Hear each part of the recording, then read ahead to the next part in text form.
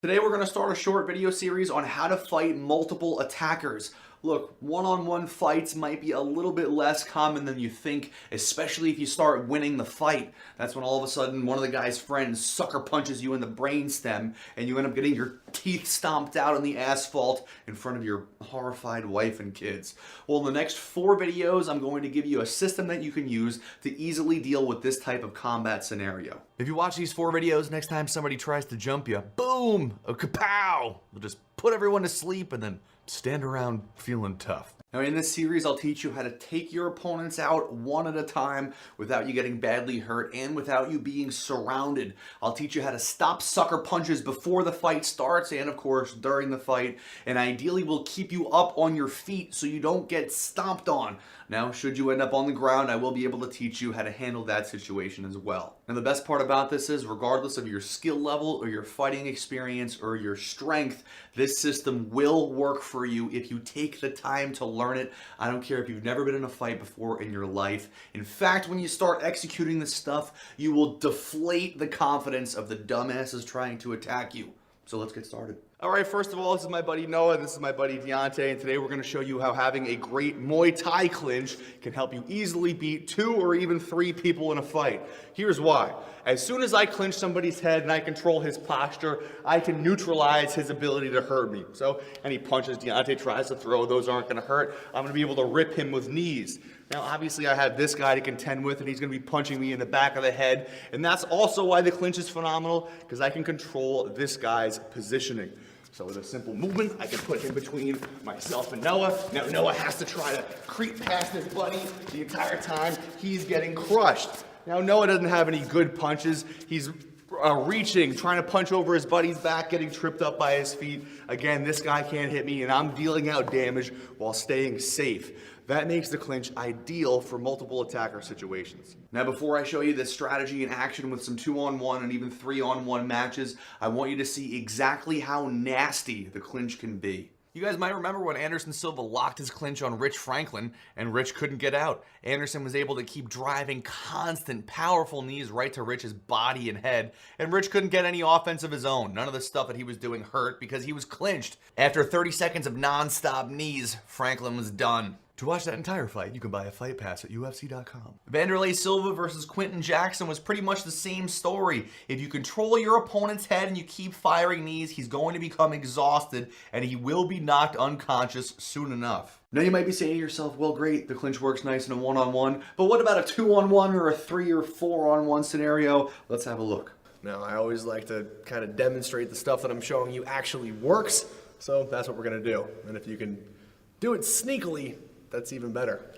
So once I sneakily took the clinch on Deontay, I started dropping knees, and Noah was a bit tentative and hesitant to throw punches over his buddy's back, as most people are going to be. So I just took the opportunity to keep jamming my knees into Deontay's stomach, and of course, when you hit somebody enough, they're gonna fall, and then you're left with a 1-on-1 fight. Ideally, your clinched opponent does not get back up. Now, hopefully from that clip, you can see that it's surprisingly difficult for the punching attacker to run around his clinched friend, but what you should definitely have been able to see is that the puncher is always going to throw hesitant and tentative punches the whole time he's punching over his buddy's back.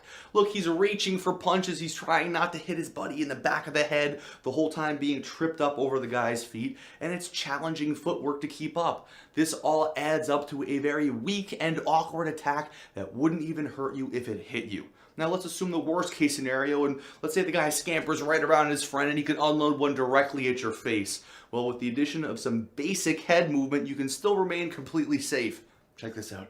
Now, of course, we start with a clinch, but this time Noah gets more aggressive and he's able to get closer, so all I have to do is move my head anytime I see a punch coming. It's not like they're hard to see, and since the guy can't throw combinations, it's pretty much one slip and then move. Now, whenever you're ready, you can start firing knees into the guy's body, and of course, continuing to dodge if punches come. Now, at some point, the guy that you're kneeing is going to collapse, at which point you have your 1-on-1, which we're both clearly way too happy about. Alright, so what if you're not a really big head movement guy, or if you're not that quick, or maybe you're just not confident in your reaction time? That's fine. You don't even have to let the punching attacker anywhere near you if you add the right attacks to your arsenal. Let's have a look at a different variation of the strategy. Now, of course, we start with a clinch, but anytime the punching attacker gets near me, I'm going to drive my foot into his stomach, or you could also kick him right in the knee. Then using the space that I created, you jam a knee into the other guy's guts and pretty much keep on going back and forth between the two. Anytime I have enough room for a knee, I jam one in there, and if not, I fire a kick and then use a knee with that space that I've created. Of course, at some point, one of them's gonna fall, and then you have another cheerful one-on-one. So if you're worried about the puncher getting too close to you, or if you just don't have faith in your ability to hide using clinch positioning, just drive your heel into the guy's stomach or directly into his kneecap, and I guarantee you he's not going to be so eager to chase you around. That's going to give you more space and more time to drive knees into the other guy's stomach. Now, this strategy will still work against 3 or more people with some simple adjustments, but that's a topic for video number 3. In the meantime, I have to teach you how to build an unstoppable clinch. For now, let's start with clinch tip number 1, and that's to make your clinch an attack anytime you're taking it. So if I want to clinch Deontay's head, I'm not going to just reach out and grab him. I want to drive through this guy. I want to smash my forearms into his collarbone so hard that ideally they snap in half, digging the points of my elbows into his chest. Okay, now there's a few reasons why this is good to do, other than the fact that you can knock the guy's wind out and it hurts him. First reason why it's important to take your clinch this way is because if the guy backs up, if you're trying to drive through him, you'll still end up getting a hold of his head. So I go to clinch Deontay, he scampers back. I don't necessarily drive my elbows into him, but I still manage to get around his head because I was trying to follow through the man. So that's the difference between having a clinch and having no clinch. Now let's examine the old push-pull effect. Now anytime you drive an attack into somebody and you start knocking them backwards, their tendency is going to be to plant and push against you. It's the old push-pull effect.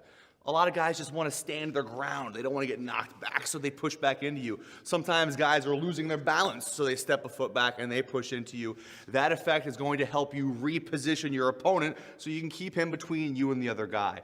So if I drive an attack through Deontay, he pushes back into me, I can easily whip him across for a relatively effortless repositioning.